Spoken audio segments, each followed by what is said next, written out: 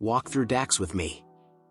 This one selects the top 3 products by ranking using 2 variables, total sales and average cost. Firstly, create the summary table with product category and the 2 measures. We use the summarize function, which is similar to group by in Power Query. You can decide how much granularity you want, but here we only need product category. Then we use add columns function to add the revenue rank and cost rank to this summary table.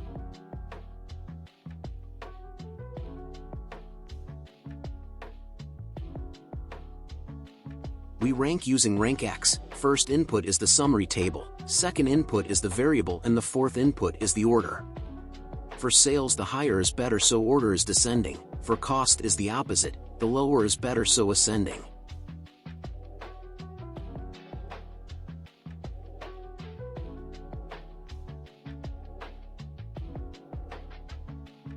Then we wrap the add columns function in a top-n function to find only the top 3 products. First variable is 3, second variable is the table we want to filter for top 3, and the third variable is what we want to filter by, which in this case is the revenue rank and the cost rank. The lower number is better, so we want descending as the fourth variable. This will return a calculated table that you can use in your model to dynamically select the top 3 products. Thank you for watching more videos on my channel.